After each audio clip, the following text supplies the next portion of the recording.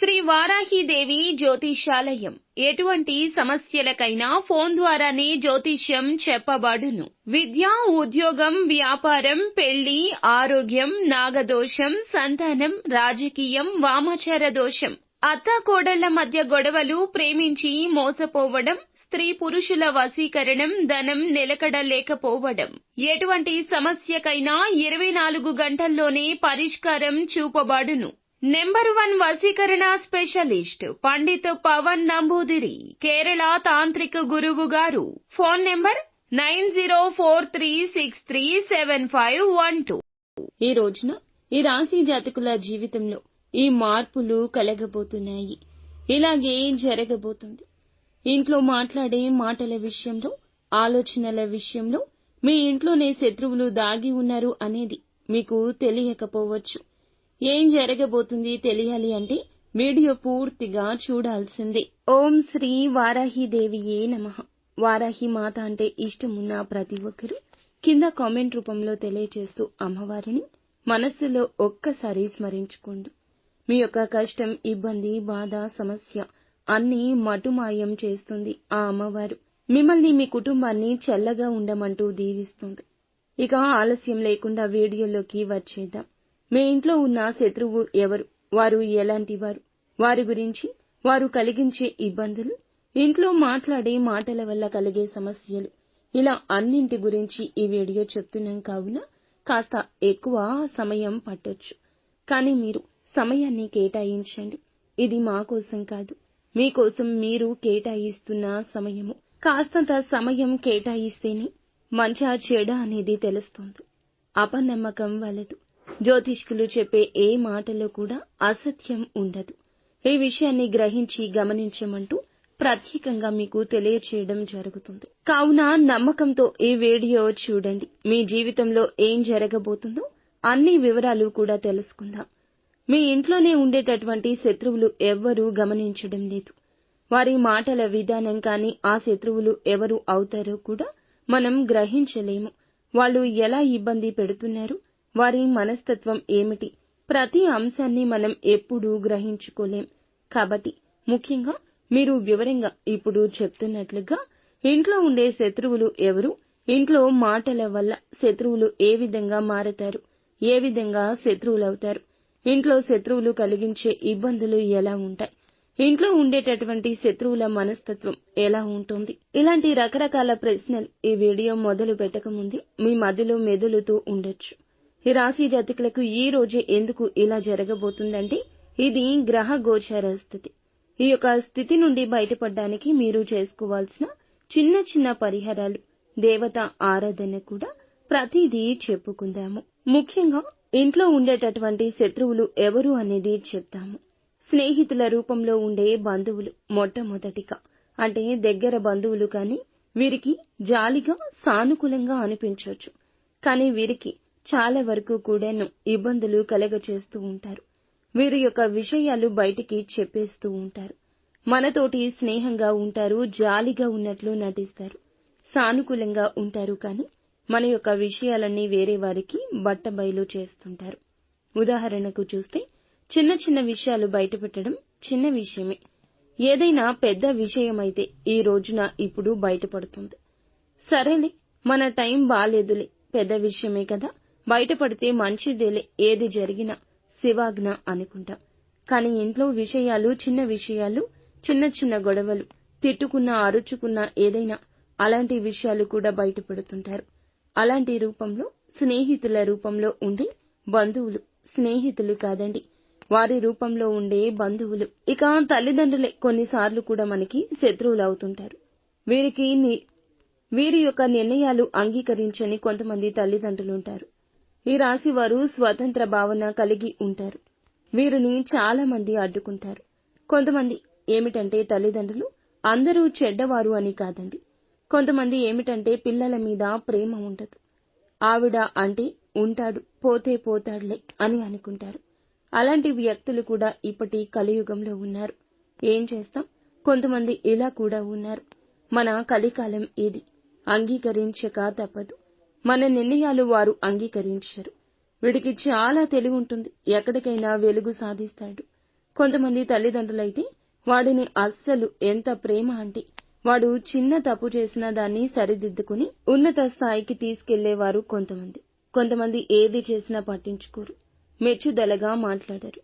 అంతేకాకుండా మీరు కష్టపడ్డం దేనికి, కష్టపడ్డం అవసరమా అన్నట్లుగా కూడా మాట్లాడే తల్లిదండ్రులుంటారు. ఇలాంటి వారు ఉన్నారు. అలాంటి తల్లిదండ్రుల్లో కొంతమంది వీరు బాగుపడినా చూసి బాగుపడిన వారు ఉంటారు, బాగుపడినా చూసి ఓర్వలేని వారు ఉంటారు. అలాంటి శత్రువులు మీకు ఉన్నారు. ఈ రోజున ఈ యొక్క అపోహ అపార్థం కాదండి, నిజం కూడా కావచ్చు. కావున జాగ్రత్త పడండి. కన్న తల్లికైనా కనుమరుగు ఉండాలని మన పెద్దలు కొన్ని విషయాల గురించి మనకి పదే పదే గుర్తు చేస్తూ చెప్తూనే ఉంటారు. ఇక సోదరులు, సిస్టర్స్ కానీ బ్రదర్స్ కానీ లేకపోతే మనకి బ్రదర్లా అనిపించేవారు పిన్ని కొడుకు, బాబాయి కొడుకు, పెద్దమ్మ కొడుకు ఇలాంటి వారిని గుడ్డిగా నమ్ముతూ ఉంటాము. మీ సంపాదన చూసి, గౌరవాన్ని చూసి వారు అనతి కాలంలోనే అసూయ చెందుతారు. మొదట్నుంచి లేకపోయినా మధ్య నుంచి వారికి ఆ అసూయ మొదలై ఉండొచ్చు. వీరిని కింద స్థాయికి తెచ్చేందుకు వారు చాలా తప్పులు మీ మీద చూపిస్తూ ఉంటారు. రూపాయి సంపాదించుకునేటప్పుడు ఎవరైనా డబ్బులు సంపాదించడానికి ఏ ప్రయత్నమైనా చేస్తారు. ఉద్యోగం కానీ, వ్యాపారం కానీ, కుటుంబం కానీ ఎన్నో ప్రయత్నాలు వారి పరంగా చేస్తూనే ఉంటారు. ప్రతి ఒక్కరూ డబ్బు గురించే కష్టపడుతూ ఉంటారు. అలాంటి సమయంలోనే వీరికి పూర్తి స్థాయిలో ఇబ్బందులు కలిగిస్తూ మీ యొక్క ఆలోచనలు కార్యరూపం దాల్చకుండా అడ్డుకుంటూ ఉండేవారు మీ యొక్క ఇంట్లోని శత్రువులే. వారి మాటలు మీకు బాణంలాగా గుచ్చుకోవచ్చు, కానీ అది కూడా నిజమే కదా అని ధ్యాస కూడా కలగొచ్చు. వారు మన మంచికే చెప్తున్నారు అని కూడా అనిపించొచ్చు. ఈ రోజున మీ ఇంట్లో ఈ యొక్క ఆలోచన వస్తుంది. మీకు రావడము, మీ భార్యకు లేదా మీ భర్తకు రావడము, మీకే ఒక స్పృహ కలగడము, ఒకరిని నిందించే ముందు ఎన్నోసార్లు ఆలోచించుకోవాలి అనే మీ గుణం ఈ రోజున ఎంత ఆలోచించినా వారు మీకు శత్రువులనే చెప్తుంది. మీ మనస్సు కూడా చెప్తుంది. మీ యొక్క గౌరవం తగ్గించేలా చేస్తూ వస్తున్నారు. వారితో మీ గతమంతా ఇలాగే ఉంది. మీరు ఏ చిన్న చిన్న తప్పులు చేసినా కూడా అవి ఎప్పటికప్పుడు ఎత్తి చూపిస్తూ ఉంటారు. వేరే ముఖ్యమైన శత్రువులు ఇక జీవిత భాగస్వామి అనుకుంటాం. మన భార్య మనకి ఎప్పుడూ తోడుగానే ఉంటుంది. వారి యొక్క మాటలు మనకి నచ్చకపోవచ్చు. ఎప్పుడైనా మంచి చెప్పేవారు కోపంగానే చెప్తారు. మీరు వారిని శత్రువులను, లేకపోతే మేము బాగుపడుతుంటే వారికి నచ్చడం లేదనో, లేదా నా మాట పై స్థాయిలో ఉండడం లేదనో ఇలా ఆలోచిస్తాము. కానీ భాగస్వామి భార్య అయినా భర్త అయినా మనకి చేదోడు వాదోడుగానే ఉంటారు. మన మంచికి మంచి అని, చెడు జరిగితే చెడు అని చెప్పే హక్కు కూడా వారికి మాత్రమే ఉంటుంది. వైఫ్ అయినా, హస్బెండ్ అయినా, మగవారు ఆడవారు ఎవరైనా కానీ మీ యొక్క గుండెల్లో దాగి ఉన్న ప్రేమ భావన వారికి చెప్పకుండా లోపల మీరు కృంగిపోవద్దు, కృశించిపోవద్దు. మీ యొక్క ఈగోతో వారికి మీకు ఉన్న బంధాన్ని కాస్త కఠినతరంగా చేసుకుంటున్నారు. ఈ రోజు అయినా వారితో ప్రేమగా మాట్లాడండి. మీ యొక్క బాధ వారికి డామినేటెడ్ గా ఉండొచ్చు. అది పెద్ద సమస్య అండి. ఈ యొక్క బాధ గురించి మీరు వారితో మాట్లాడండి. మీ భావన, మీ గుండెల్లో బాధ ఉంటే చెప్పేయండి. నాకు ఇలా ఉంది, ఇలా చేయాలని ఉంది అని చెప్తే ఉపయోగపడుతుంది. ఇంట్లో ఉండే మాటలు శత్రువులను ఎలా తయారు చేస్తాయంటే అధికార పూరిత ధోరణి మాటలు, సూటిపోటి మాటలు, ఏదైనా నాకే తెలుసు అని మాట్లాడే మాటలు. ఇలా ఎదుటి వారి మనసుని దెబ్బ తినకూడదని మనం చెప్పాలి. ఎందుకంటే ఇలా దెబ్బ తినడం వల్లే వారిలో శత్రుత్వం బయటకొస్తుంది. సూటిగా మాట్లాడద్దు. దెబ్బ కొట్టిన వారికి కొట్టినట్లు ఉండదు. కానీ ఒక్క మాట మాట్లాడితే ఎదుటి వారిలో అహం నిద్రలేస్తుంది. కావున ఇకనైనా మీ యొక్క నాయకత్వ లక్షణాలు పక్కన పెట్టండి. ఆలోచించి ఆచితూచి మాట్లాడండి. సత్యం ఎక్కువ ఉండాలి, తీపి ఎక్కువ ఉండాలి. ఎందుకంటే ఇంట్లో మాటలే శత్రువులు అవుతున్నాయి. వీరి మాటల్లో సత్యం వారు వెతుక్కోవడం లేదు. వీరి యొక్క కఠినత్వం, కోపమే ఎదుటి వారికి అర్థమవుతుంది. అదే మీకు శత్రుత్వాన్ని ఎక్కువగా పెంచి పోషిస్తుంది. కావున ఏమిటంటే ఇంట్లో ఉన్న శత్రువులు ఈ రోజున రచ్చ రచ్చ చేయబోతున్నారు. వారి వల్ల మీకు ఏ కష్టం కలుగుతుందంటే ఇక జన్మలో ఈ యొక్క కష్టాన్ని పూడ్చుకోవడం మీ వంతే కాదు. భార్య, తల్లి, సోదరి వీరిపై ఈ రోజున మీరు ఏ మాటలు వదలొద్దు. ప్రేమతో మాట్లాడినా కఠినంగానే ఉంటాయి. వారికి ఇబ్బంది కలగచేస్తూ ఉంటాయి. కావున ఈ రోజున ఏ విషయంలో కూడా మీరు మాట జారవద్దు. అలాగే సహాయం గురించి కూడా ఈ రోజున వెనక్కి తగ్గొద్దు. మీకు తోచినంత సాయం వారికి చేయండి. ఇంట్లోని వారు ఏ సాయం అడిగినా, ధనమైనా, మాట అయినా, చేత అయినా, చేతనైనంత సాయం చేయండి. లేకపోతే నా వల్ల కాదు అని చెప్పడంలో మృదుత్వం ఉండాలి. అలాగే ఈ రోజున కాస్త కష్ట సమయం వచ్చినప్పుడు మీకు ఎవ్వరి సాయం అందకపోవచ్చు.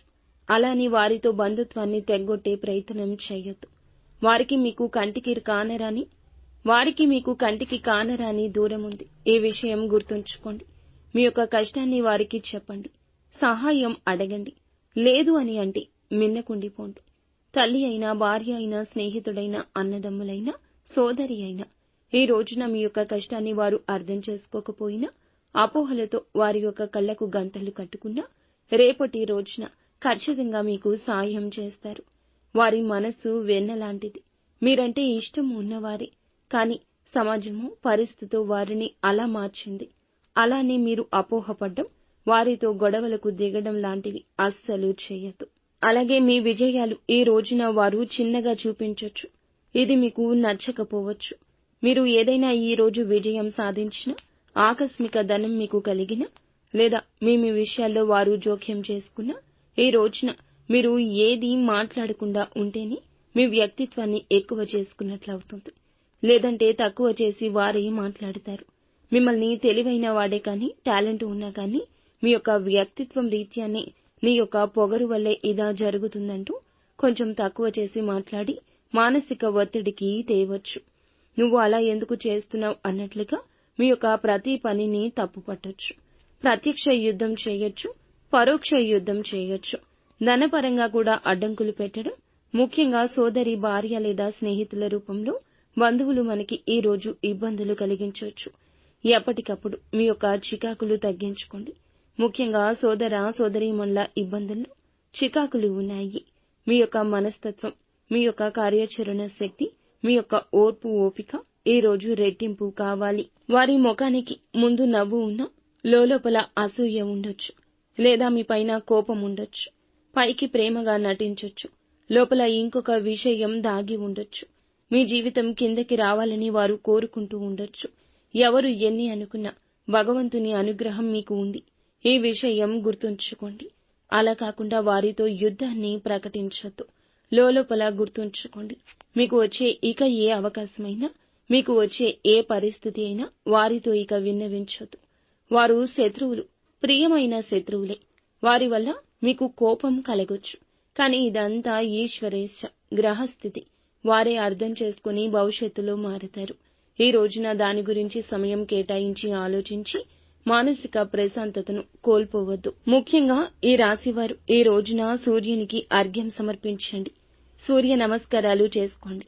సూర్యునికి ఉదయాన్నే లేచి నీటిని దారపోయండి. ఇంట్లో ఉండే శత్రు సమస్యలు ఇది తగ్గిస్తుంది. శనివారం నాడు ఎర్ర గులాబీ పువ్వులు హనుమంతుల వారికి సమర్పించండి. శత్రు భయం తగ్గుతుంది. చిన్నవారిని మధుర వాక్యాలు వినిపించండి. ఇంట్లో సానుకూల శక్తి పెరుగుతుంది. మీరు ప్రతి వారం రోజుల్లో కూడా ఒక శనివారం తిథి నాడు ఓం హ్రీం హ్రీం హ్రోం సహసనియే నమః ఈ యొక్క మంత్రాన్ని జపించడం చాలా ఉత్తమం. ప్రతి విషయంలో కూడా అనుకూలతలు నిలబడతాయి. ప్రతి పనిలో విజయం దక్కుతుంది. అనుకున్న పనుల్లో చక్కగా నెరవేరే అవకాశం వస్తుంది.